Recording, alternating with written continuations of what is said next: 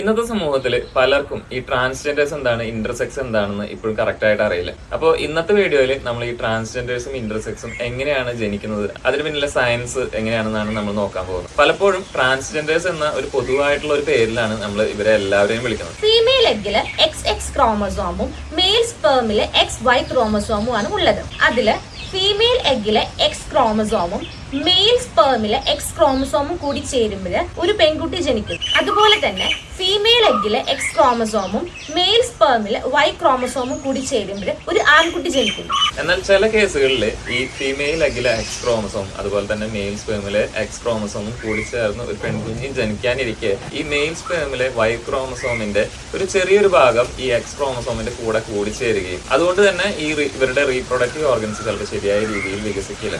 ചിലപ്പോൾ തിരിച്ചും സംഭവിക്കാം. അതായത് ചിലപ്പോൾ മെയിലിന്റെ റീപ്രൊഡക്റ്റീവ് ഓർഗൻസ് ഫീമെയിലും ഫീമെയിൽ റീപ്രൊഡക്റ്റീവ് ഓർഗൻസ് ചിലപ്പോൾ മെയിലിലും ആയിട്ട് ചിലപ്പോൾ ജനിക്കാം. ഇങ്ങനെ ജനിക്കുന്ന കുട്ടികളെയാണ് നമ്മൾ ഇന്റർസെക്സ് എന്ന് വിളിക്കുന്നത്. ഇനി ട്രാൻസ്ജെൻഡേഴ്സിന്റെ കാര്യത്തിൽ അവർ ജനിക്കുമ്പോൾ അനാറ്റമിക്കലി ഒന്നില്ലെങ്കിൽ ഫീമെയിലോ മെയിലോ ആകാം. എന്നാൽ അനാറ്റമിക്കലി മെയിൽ ആണെങ്കിലും ട്രാൻസ്ജെൻഡേഴ്സിന് ഉള്ളിൽ ഒരു ഫീമെയിൽ ഐഡന്റിറ്റി ആയിരിക്കും കൂടുതൽ ഫീൽ ചെയ്യുന്നത്. അതുപോലെ തന്നെ അനാറ്റമിക്കലി ഫീമെയിൽ ആണെങ്കിലും അവർക്ക് മെയിൽ ഐഡന്റിറ്റി ആയിരിക്കും കൂടുതലായിട്ട് ഫീൽ ചെയ്യുന്നത്. അല്ലെങ്കിൽ ഈ സൊസൈറ്റി പറയുന്ന മെയിൽ ഫീമെയിൽ എന്ന ഐഡന്റിറ്റി എടുക്കാൻ താല്പര്യമില്ലാത്തവരുമായിരിക്കാം. അപ്പോൾ ഈ ട്രാൻസ്ജെൻഡേഴ്സും ഇന്റർസെക്സും തമ്മിലുള്ള ആ ഒരു ഡിഫറൻസ് എന്താണെന്ന് നിങ്ങൾക്ക് മനസ്സിലായെന്ന് ഞങ്ങൾ വിചാരിക്കുന്നു.